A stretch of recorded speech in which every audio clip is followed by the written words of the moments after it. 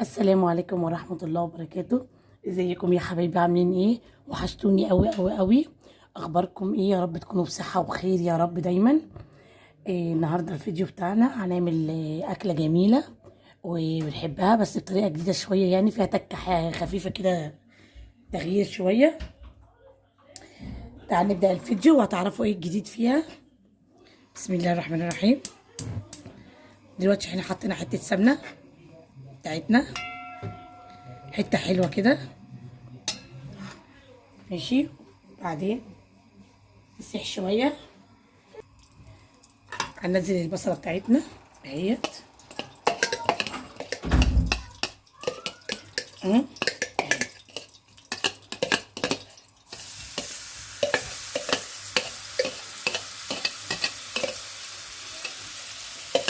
الاكله اللي احنا هنعملها النهارده دي اكله مفيده قوي قوي قوي قوي قوي.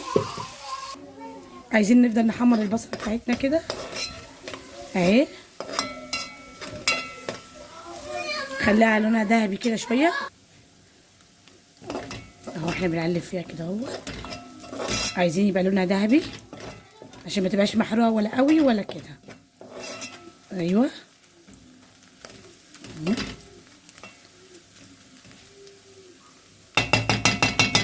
وهي في اللون دوت كده اهوت، نبدا ننزل ايه؟ التوميه بتاعتنا. نبدا بقى نرمي التوم بتاعنا اهو. طبعا في ناس بتعملها نيه في نيه، الفاصوليا الخضراء تعمل نيه في نيه، في ناس بترمي البصله نيه والفاصوليا نيه وتضرب الطماطم وتحط اللحمه وكلها تسوى مع بعضها منها فيها. انا الطريقه بتاعتي دي جميله اهي. اذا انت عملتي التوميه اول حاجه البصلايه بحته السمنه، خليتي لونها ذهبي، متحمرهاش قوي، وبعدين رميتي التوم بتاعك كده اهوت. وبعدين بكون مقطعه كزبره حتت حتت كده اهوت، ارميها كمان اهي.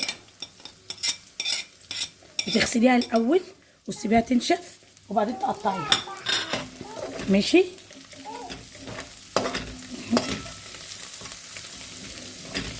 كزبره بتديها ريحه خطيره اهو كده.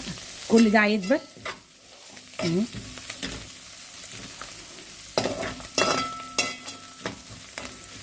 تقلبي كله مع بعض كده وتسيبيها لحد ما تحسي ان الكزبره دي بتدبل خالص كده اهو.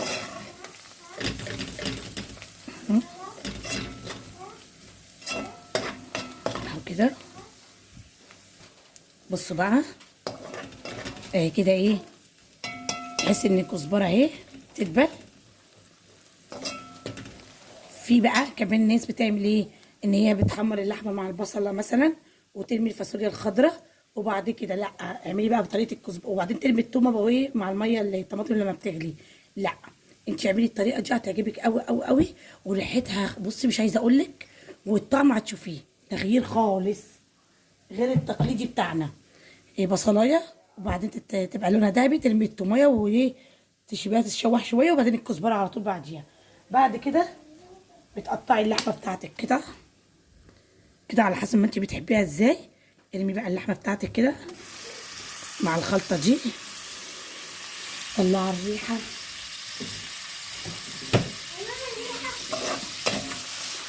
خلي بقى اللحمه براحتها تتشوح خالص اهي، تاخد الصدمه كده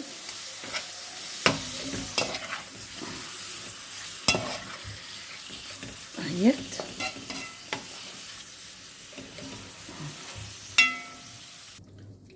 قلت اعمل حبه الرز عمال ما ايه اللحمه تستوي تحمر شويه. هوريكم طريقه رز النهارده حلوه. رز بالشعريه،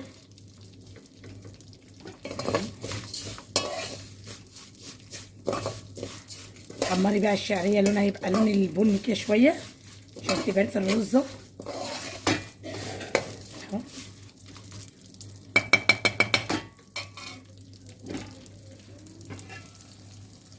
بصوا الجمال. بصوا انا مش عايزه اوريكم يعني الريحه عامله ازاي، لما تجربوها هتشوفوا. جربوا الطريقه دي وسهله وحلوه.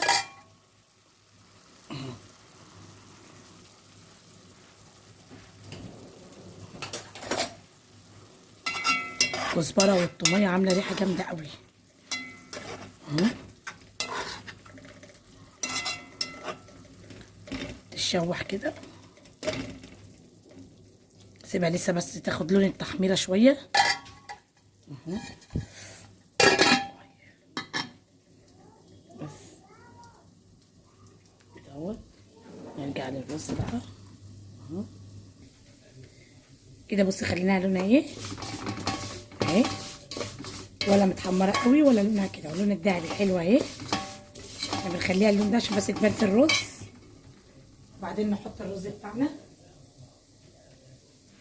بسم الله الرحمن الرحيم اهو كده.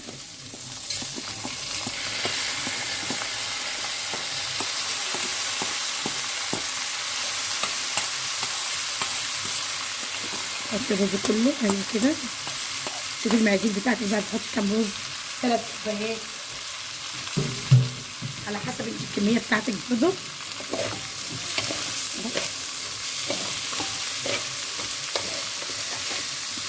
خلي الرز يتشوح شويه مع الشعريه كده اهو.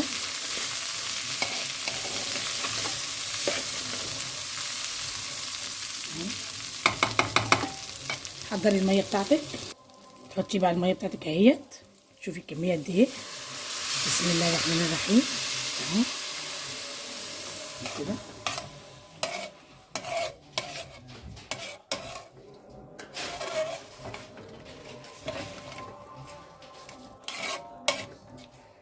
كده بتحسي ان هو محتاج ميه تاني تحطيه حتى ما تغطي الوش كله، ان في رز الفلاحي اللي هو اللي بالزيت ما بياخدش ميه كتير.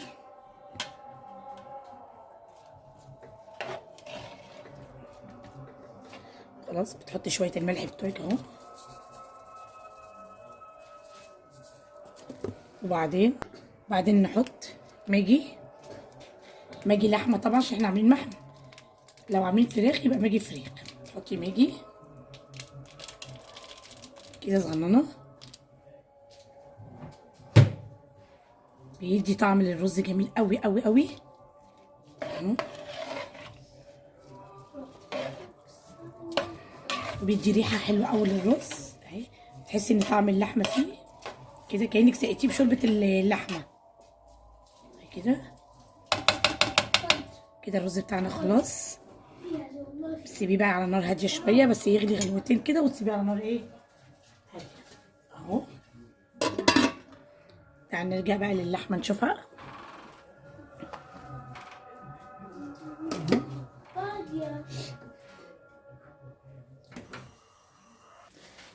احنا كده خلصناها خلاص. تبداي تعملي عصير الطماطم اهو. اضربي طماطم في الخلاط برضو على حسب الكميه اللي انت جايباها في الفاصوليا. كيلو فاصوليا، كيلو نص فاصوليا، على حسب برضو. تضربي الطماطم، وهي الطماطم اهيت. ضربت طماطم تاني اهو كده. حلو قوي عشان اللحمه تاخد راحتها وتستوي اهو.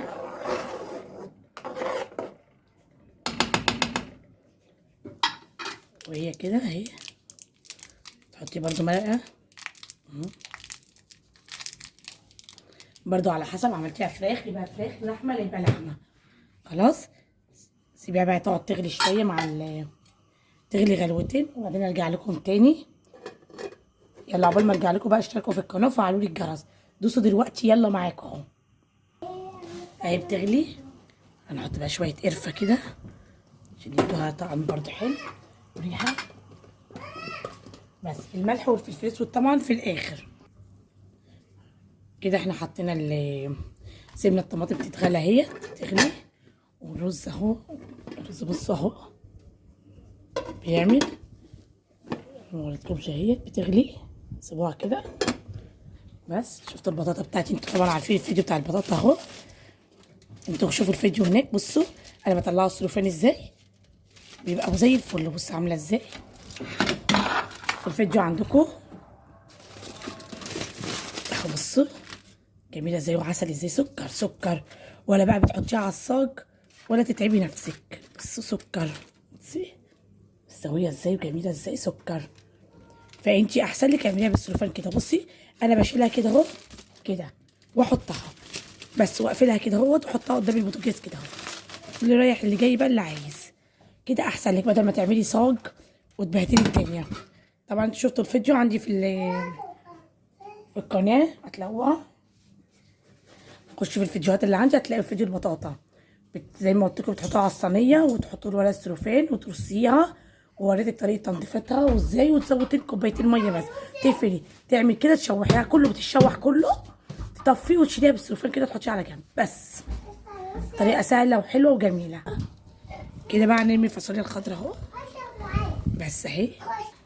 انا لما بضرب الطماطم في الخلاط ما بصفيش الطماطم، بصي وما بيطلعليش القشره اهي، مفيش قشره اهي بقى. ليه؟ ان الطماطم قشرتها بتقلها تخليها حلوه، تقعدي تزودي ميه تحطي معجون طماطم لا بس.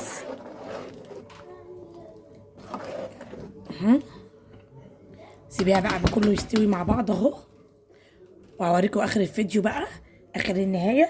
بس ارجوكم بقى اشتركوا في القناه وفعلوا لي بقى الجرس. كده احنا كده يا حبايبي، كده انا خلاص نهايه الفيديو. بصوا الجمال، ايه رايكم؟ بصوا تسبيكه ولا سوينا ولا عملنا صلصه، حطينا معجون طماطم ولا حاجه. بص بص بص المنظر، بص الطماطم بتاعتنا حلوه ازاي. بص والفاصوليا فاصوليتها لوحدها اهي حبه بحبتها، واللحمه اهي بتاعتنا بص مستويه ازاي اهي. بص مش قادره اعملها لكم من كتر ما هي خلاص مش قادره. بص اهي، بصوا بصوا الجمال. بصوا بقى الرز بتاعنا الواحده بوحدتها، وفي طعم اللحمه طبعا. بصوا اهيت اهو.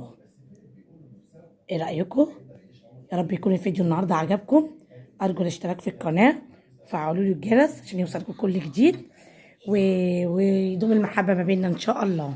باي باي.